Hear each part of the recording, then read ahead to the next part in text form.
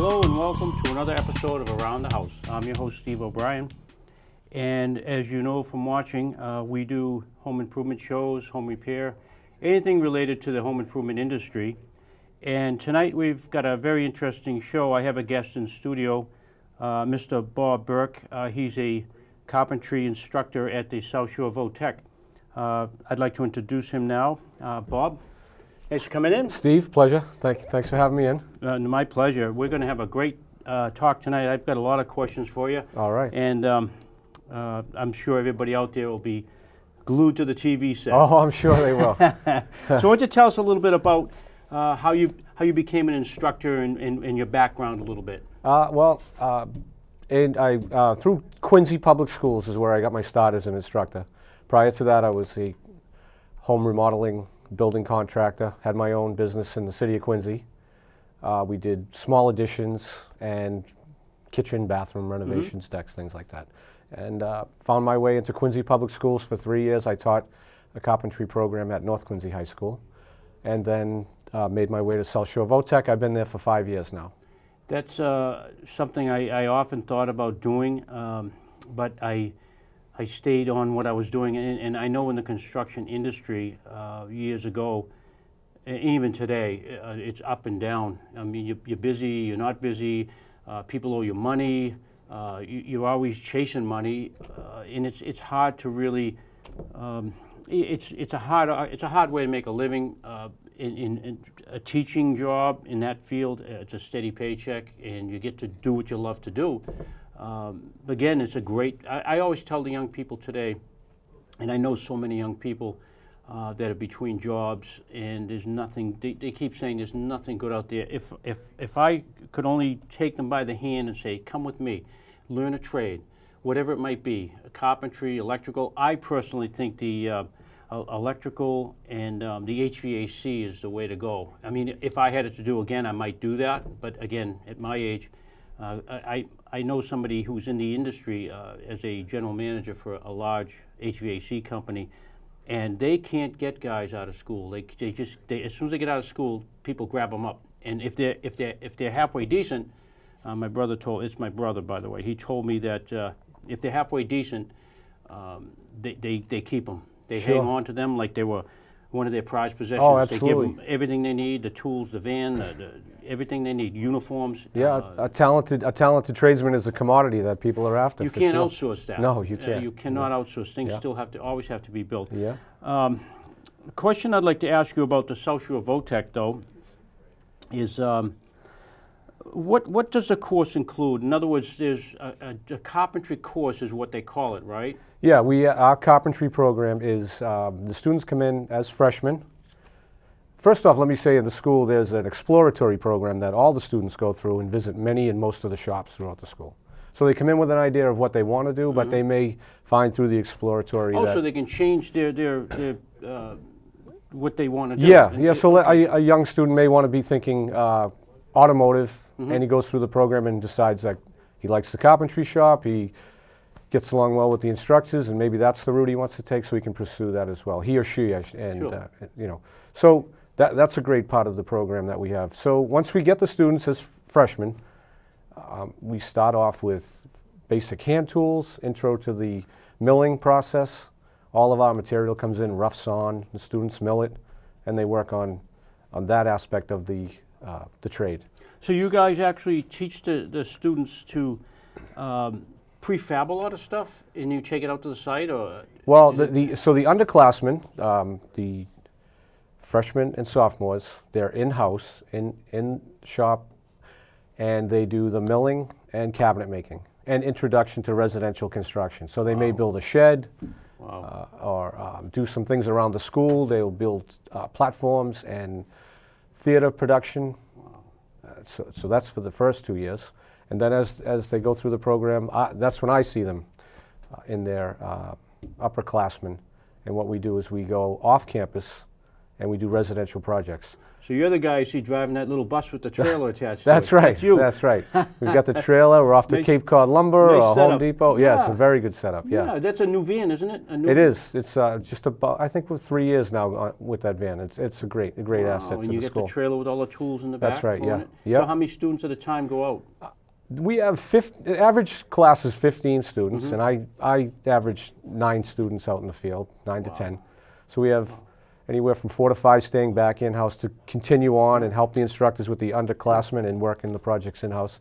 But again, 9, 10 students. My first year there, we did a addition at the Norwell Council on Aging, which was a great project. The students carried that from the foundation right up. Do the finish work and everything? They did the installation of doors, windows, all the trim, the sidewall, roofing. And with that, we had our HVAC students come in. They did the heating and air conditioning. The electrical students came in, did the electrical work. And our drafting students drew us the plans. So it's a nice collaborative throughout the school that everybody gets involved. A program. Yeah. That's amazing. And I wonder how when you have the students out in the field or in the classroom, how do you grade them as far as their performance? I mean, you've got to watch out in the field. You're by yourself. That's right, yeah. You've got to watch 15 students maybe at a time. Well, yeah, again, around 9 to 10 for me on average, But still, it is a lot. It is a lot. And it gets hectic on a job site. Yeah, so and especially, you've got different levels in the building, and you've got students working here, and you've got to back and forth. And you're probably very concerned about safety. And safety is the #1 concern with the school and with our program. That would scare me. Absolutely. I mean, I'm going to touch on this quickly because I'm in more of the cabinet industry nowadays, where I'm older, and I'm always looking at new tools, the newest tools out there.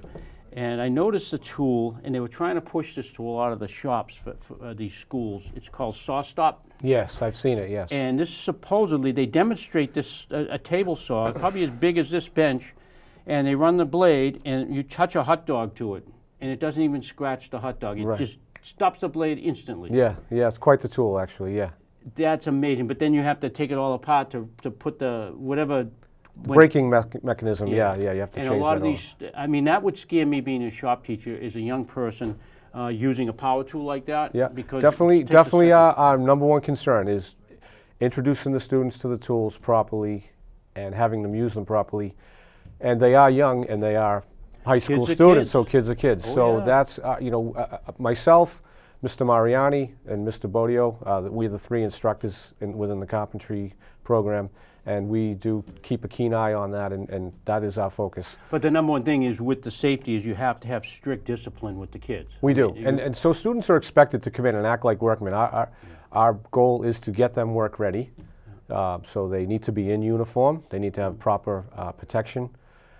Eyewear, out in the field it's eyewear, hard hat, maybe a high-vis vest if required, fall arrests. In shop it's always the eyewear, ear protection, and training on all the equipment. So definitely, And nowadays, back when I was a young person, they didn't have the nail guns and stuff like that. Everything we did was by hand. Right.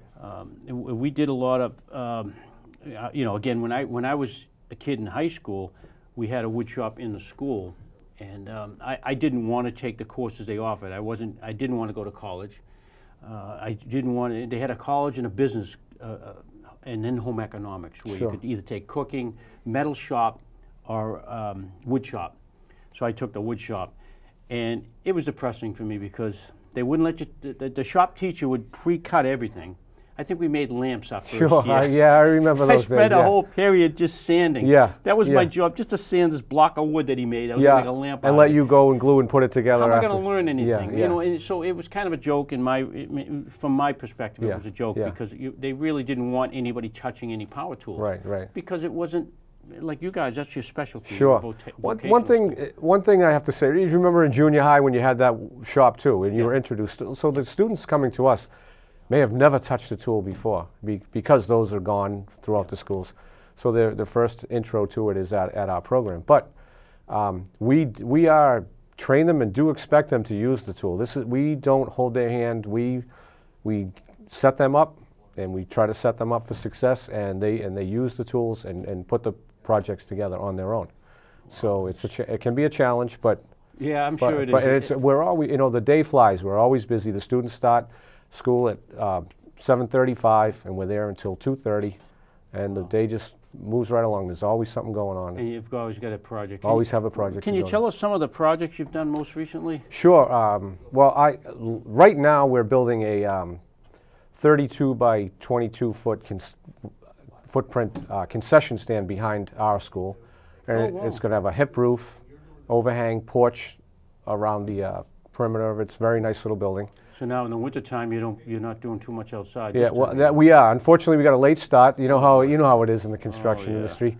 So we just started framing it right after just before the Christmas break, I think it was. So the students have the walls up, and we're beginning to do the ceiling and roof assembly.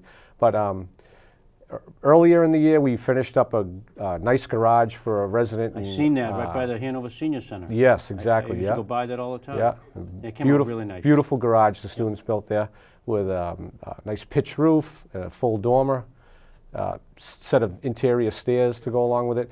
So we look for things within the frameworks so that the students can touch on all these things and get an experience with the real world work and get them work ready.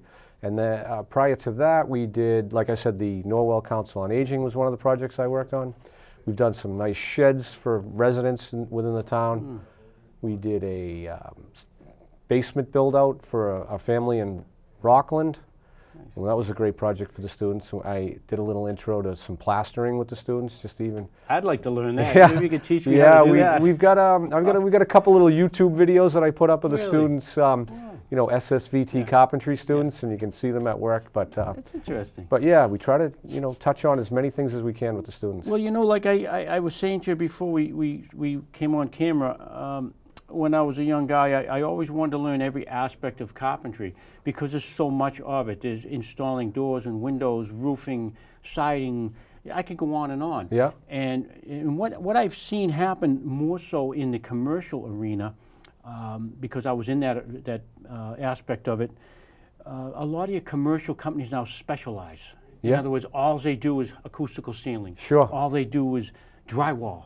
And I've seen guys that excel at that. They're the best in the business, and they can put up 400 sheets a day. I'm just exaggerating. Yeah. And if you can't keep up that pace, they lay you off. Sure. So you burn out at a young age. I mean, there's not too many older guys my age putting up 40 sheets of drywall a day. No, exactly, exactly.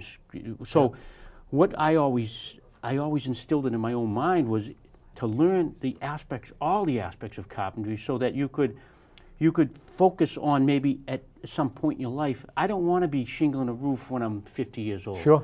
I don't want to be out there in the cold and the snow. Yeah. So that's where I got to a point in my life where I said, I want to do the finish aspect. I want to do moldings and build out mantles. And right. I mean, again, that was my forte, and I just kind of went with it. And somebody might like framing for a exactly. Framing's a good business exactly, too. Yeah. That's the basics of everything. Yeah. And my biggest thing, and to this day, I'm very knowledgeable in a lot of things, but there's one thing I could never get my brain around, because I didn't do it every day, was laying out roof rafters with the square. I mean, I touched on it, and I have a vague, basic idea how to do it, but to step it off and to get it right.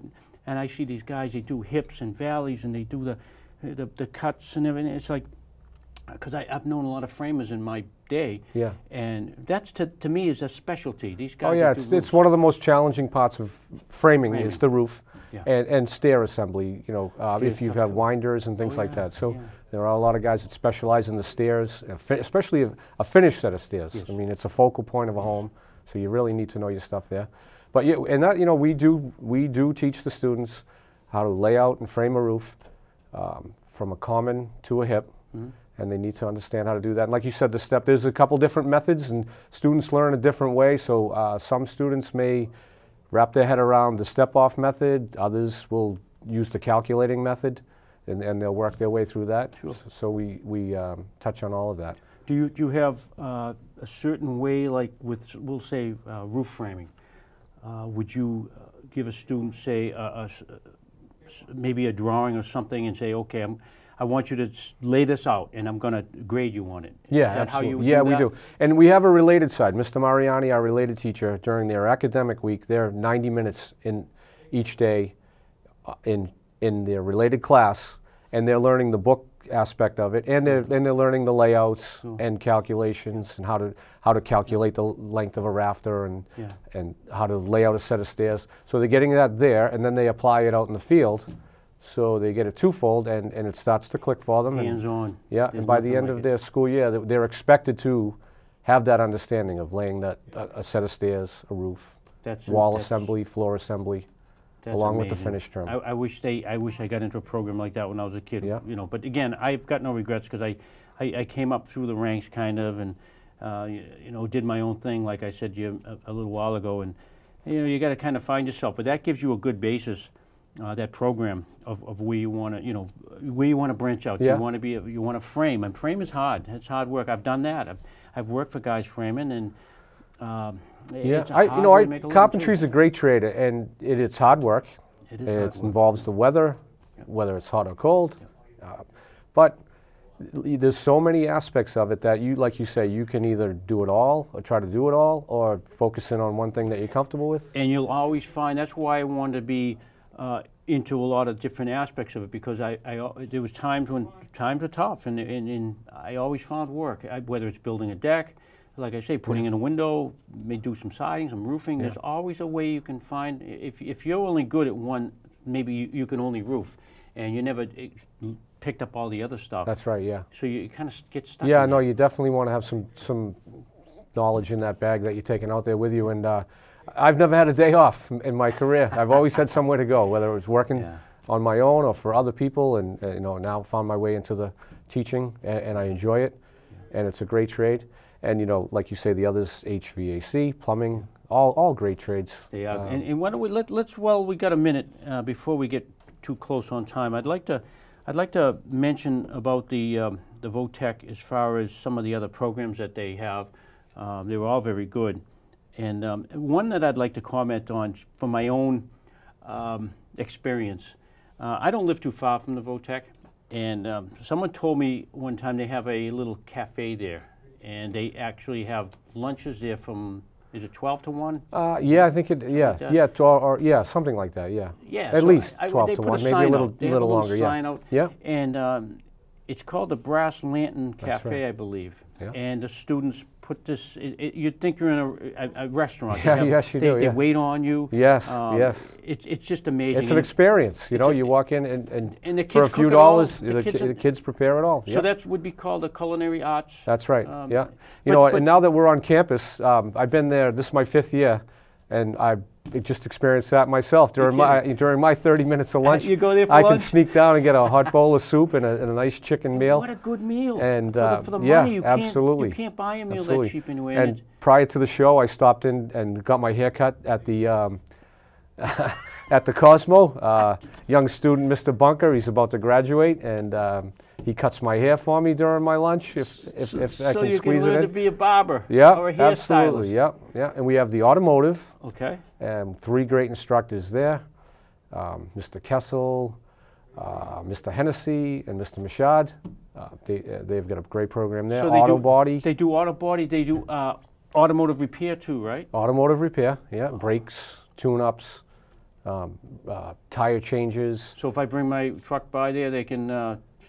You know, they can get yeah, my I'm check sure, engine light to yeah, work? and you know, just mention my name and that might get you in. I don't know. But we have the auto body program, Mr. Campbell and Mr. DeAndrea. They take cars in and do auto repair. You know, the automotive. Sometimes they collaborate, which is great too. I know the students are putting together a hot rod right now. You kidding? As a project, and they're going to work together, and you know, so it won't be a fancy paint job. It'll be that flat black hot rod look, and they're dropping the students are building and putting a motor into They're it. going to like display it like at the classic car shows? Oh, I'm sure you'll see it at open house, and I'm sure they will. Have the Social VOTEC logo on it. Yeah, I'm I'm sure they will. Yeah. Wow, what a project! The kids must be all fired up for that. Yeah, it's very good. Who gets to drive it? Yeah, I don't know.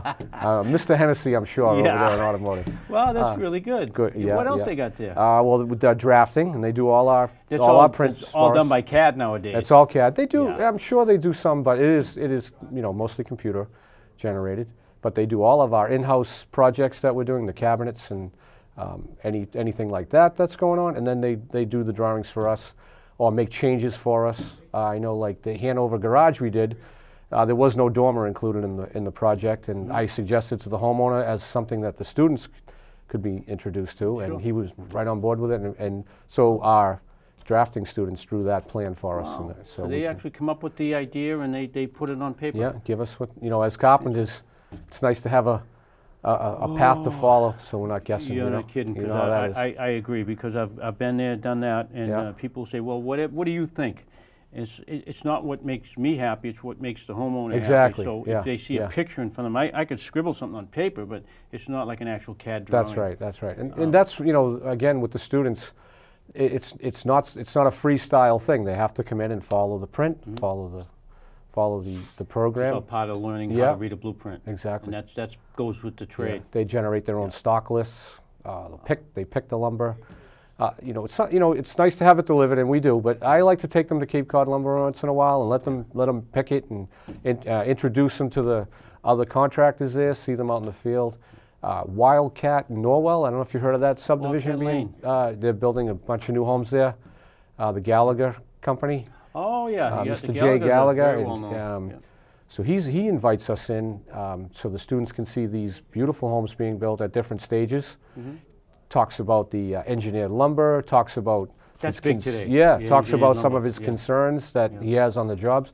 So on occasion, if the weather's bad or we're on our way to go somewhere, we'll drive through. We'll meet up with Mr. Gallagher, and he'll walk the students through, introduce them to the contractors that are working. And again, we show up. It's not a problem because they've got their hard hats on, their eyewear, their high-vis vests. They're tradesmen, and they're coming in to talk to other tradesmen. Thirst for knowledge. And they're welcomed in there, and the students recognize that too. Driving through, they get the beep and the wave, and it's part of something bigger than what they're excited about graduating. Yeah, absolutely, they're going to be out there. And then we try to get the students jobs. We try to. I was going to ask you that. Yeah, we try to work our way through. So there's like a job placement after graduation. Yeah, we get calls and emails and letters to the school looking for graduates from companies. I actually called you guys one time. I was going to hire someone out of there. I had some.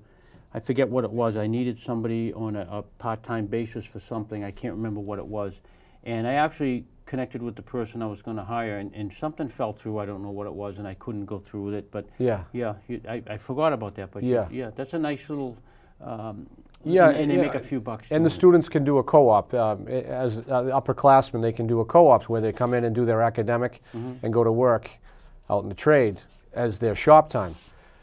The only downside to that, like you said, you can get channeled into one thing. Go out and work for a drywaller or they need cheap labor. And they're just being used for so we try to avoid that. We try to get them in places where they're going to be learning and be appreciated as a young up and coming carpenter. And you want to give them a good foundation for that, because they're going to the rest of their life they're going to rely on that. I know some of our seniors now. Last summer were working with contractors.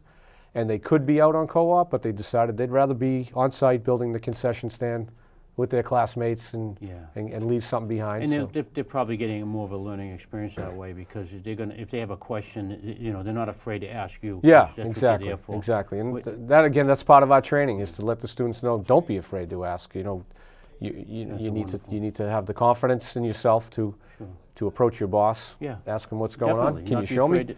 Because if you show them, they can do it. And that's what it's all about. Now, Bob, I'd like to ask you, how did you, what kind of a, did you have to have some kind of a college certificate to teach? Well, you need to have your construction supervisor's license. You need to pass a written and a performance test through the state. And then a college education, of course, helps, and you do need college credit. So what happens is after you pass and you get your initial license, you need to go and get 40 college credits to become fully licensed, but then you have to continue that all throughout. So we have to continually go back to school, take courses on not carpentry, but teaching, dealing with students, different ways of instruction. And you still have to keep your building license. And you do. You still have to maintain your building license. Nowadays, you have to upgrade. You have to take that that new refresher course now. That's right. Is yeah. it every year, every 2 years? It's every 2, I believe. Every 2. Yeah, yeah. Yeah, which is a good thing. I mean, you can never be too slack on that stuff. I No, mean, we're always learning, and you can't know it all. And No. and things are always changing. The energy codes, the building codes are constantly changing, and you have to keep up with that. Yeah, and you pass all this on to the kids, I'm sure. Yep. In their instruction. It sounds like a wonderful program. I just can't say enough good things about it. I wish I was a little bit younger and been able to go in a direction like these young kids. But yeah, if we only knew, huh? If we only knew back then. Yeah, you try to get these guys these young boys and girls to think about that, but they are young, and they'll find their way on their own. They think they'll always be young. And, yeah, exactly. Before you know it, here I am. It's like where'd all them 40 years in the trades go? I mean, I made a good living at it, but it was not easy. One of the great things now, we growing up, we had to go to the book, or you had to go to somebody else to teach you. Yeah. But students now with the technology, which is great. We can talk about tomorrow. We're going to be putting in LVLs and trusses, and I'll do a lesson on it. But then I can also direct them to some things online that they can read, research, a couple of videos. Yeah. And nothing you can't find. So online. They're not coming in blind. They get a lot of information, and they're eager to learn it and watch it, and so it's great. It's a great time to be a young person trying to, if you really want to learn a trade. And one quick last question. Do you find that is there a shortage of young people getting into these trades? I know there's a shortage out in the field where I hear it from companies, like you said. What they're looking for someone who is, has a record of showing up on time, knowing how to use the tools, knowing how to work safe, and then they'll teach them as well. So there's a shortage of that, and places like the VOTEC give students that edge. Yeah, for sure. Yeah. There was that college push, and college is great. And I tell my students, you can go to college at night. You can go to college after you get started in the trade as well. So it's there. It's definitely there. And they're college ready through the academic side and the shops. They're all college ready when they leave. Well, it sounds like quite a program. I mean, I can't say enough good stuff about the South Shore VOTEC. I only wish I was in this jurisdiction when I was growing up. I was in a different area. Mine was Blue Hills Regional over there in Canton. And even back then I think there wasn't as many programs. I'm not sure why, but there was small programs like in the high schools, but they didn't teach you anything. They didn't take you out in the field. They didn't. Where these schools that focus on, that's what they teach you, and they take you out in the field. One of the things now, we have some competition with some of the other high schools that have shops and put them in, but they only touch on it. They're only shop maybe 90 minutes. We have the students for 5 days, the entire day. So they go through cycles, 1 week academic, 1 week in shop. So they're really getting it's a real one-on-one approach. It's a real work environment. You can't complain about that. Nope. That's fantastic. Well, Bob, I want to thank you for coming in today. It was very, very, very informative. I learned a lot, and I hope our viewers got some good stuff out of that. And if you're a young person and you're watching my show, by all means, it's something to consider, a trade of any kind, and you'll do all right. Everybody goes to college and they want to come out making 6 figures. Young people, and they end up working at a Dunkin' Donuts with a college education. So give it some thought. Absolutely. But I'd like to say thank you to everybody for watching today. My name's Steve O'Brien. You're watching Around the House. My website is finishdimensions.com, and you can email me at finishdimensions@yahoo.com. And Bob, thank you for coming in. Thank you. And now, if you have any more information you'd like to pass along to our viewers. Yeah, if you go on our website, at the South Shore VOTEC website, there's all kinds of information there. You can click up SSVT carpentry students at work on YouTube. You might see a couple kids at work. And there you have it. Excellent. Thanks again, Bob. All right, thank you. Have a good evening, everybody. We'll see you next time on Around the House.